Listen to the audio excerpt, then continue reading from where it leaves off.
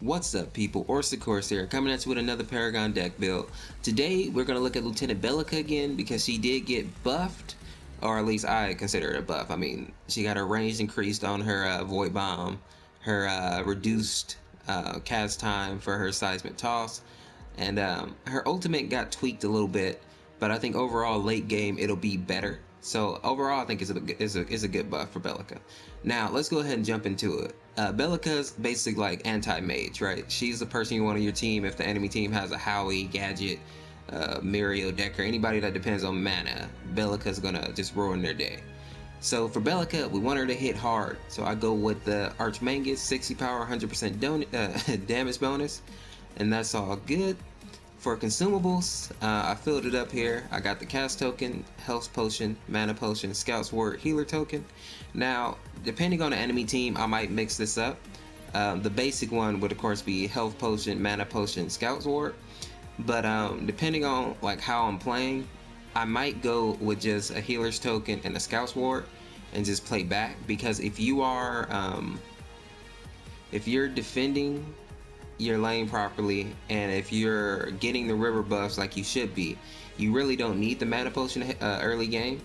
I take the healer token just so I keep mana coming in, or not mana, but health coming back. So it's up to you though how you want to play. And as you go through the game and you're floating points, you can throw the health potion in if you want, you can throw the cast token in if you want. So I play around with it and see what works best for me. Now, as we get down here to the deck here, I have 3 throwaway cards and I go straight Adamant Edges. So Adamant Edges gives you the 6 power, 50 health, and then 12 power once you fully upgrade it. Now, I was gonna go with the power mana regen or power mana, but as I said before, if you're controlling a river buff, which you should be, you don't really need the mana too terribly early game, And you shouldn't be spamming abilities as well. Keep that in mind. You should just be focusing on your autos or your basic attacks and trying to get your last hits. If you want to poke out the enemy, like if they overextend, by all means poke out at them. But for the most part, don't waste your mana early on. So all my Adamant Edges are the same, by the way. So they each have minor cast or minor strike. So 6 power cards piece, giving me a nice little boost of power early on there, which will help you poke out, which will help you last hit, which is all good. Now as we get to the deck proper, I'll go somewhat in the order in which I build. So this deck is a little bit wonky because I have Hydroverser, I have Infinity Stream, I have 2 Staff of Adamants, a Mangus Ward, and then the Crystal Conduit.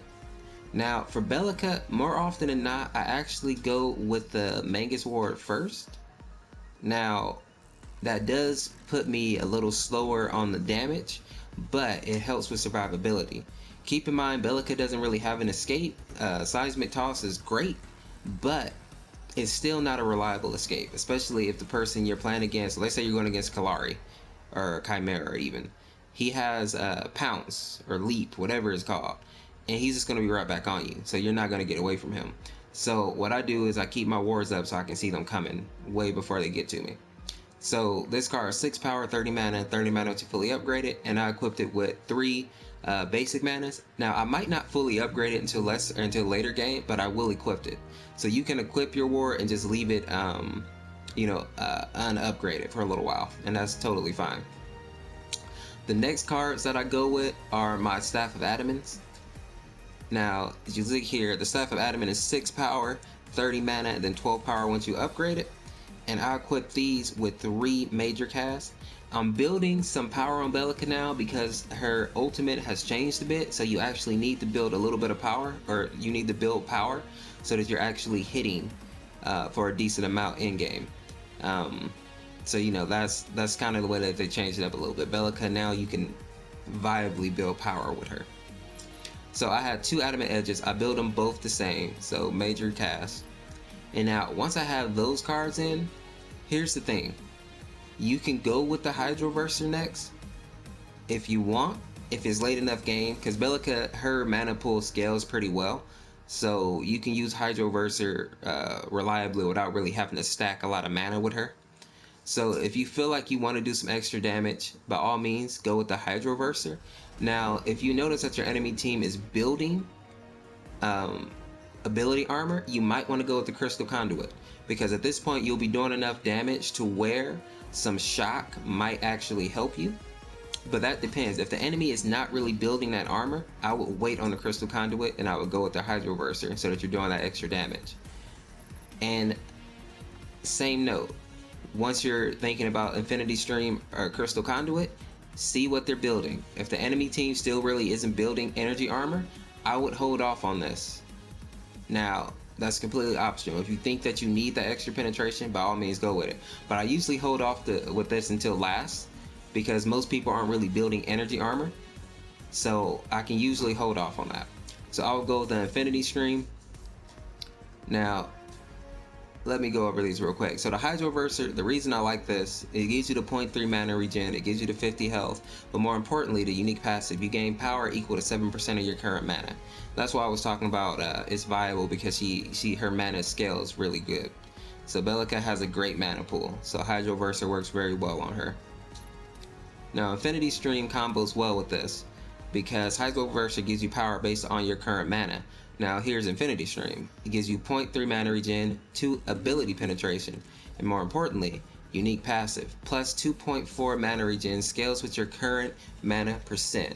So the more mana you have, the more mana regen you're getting. The less mana you have, the less mana regen you're getting.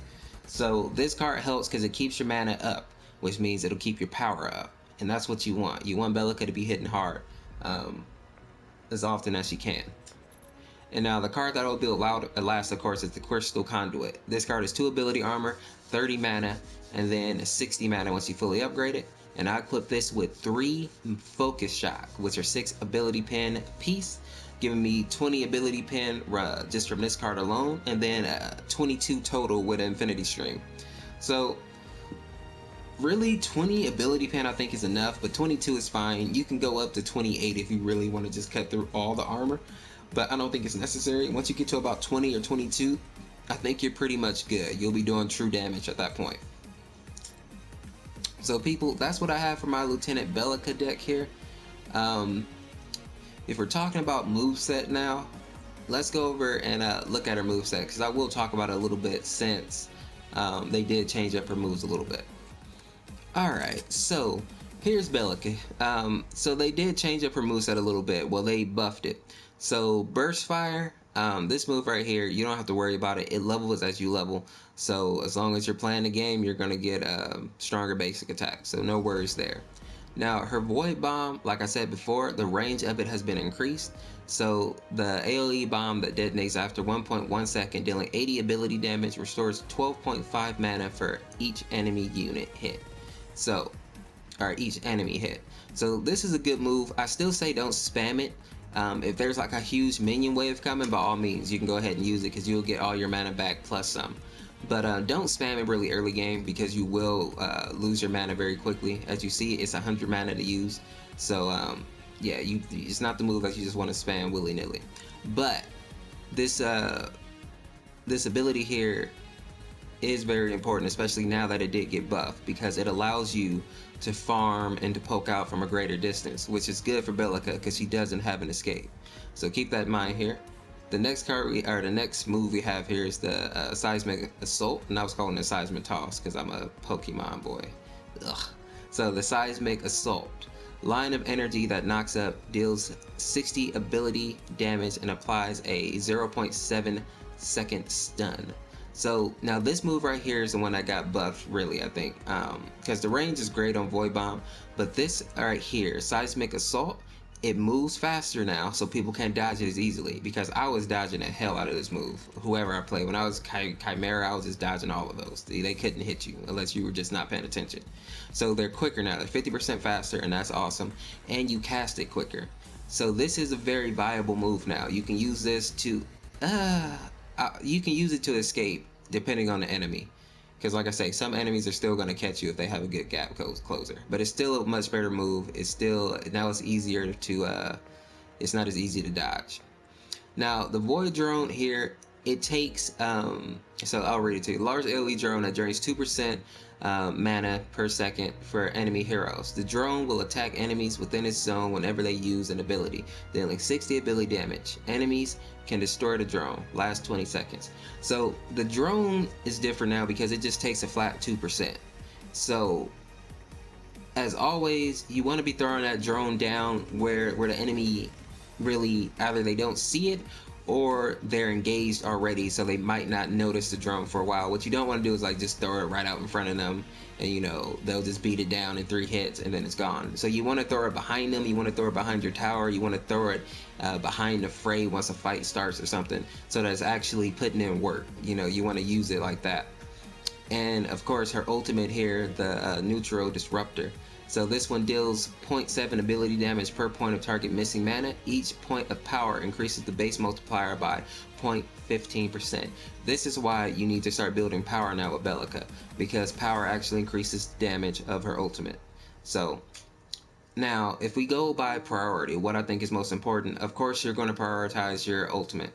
But before that, this is how I would build. I used to say build the drone early on, but now you have a little bit of a choice here, because it depends. If your enemy team has a bunch of casters, you want to go with the void drone. You want to go with the void drone so that you can start draining their mana, so that you can put pressure on the team early on. Now if they don't, let's say they have fighters, you might want to go with the Seismic Assault, just because it will knock them up. It might get them off your teammate. The stun will help in team fights.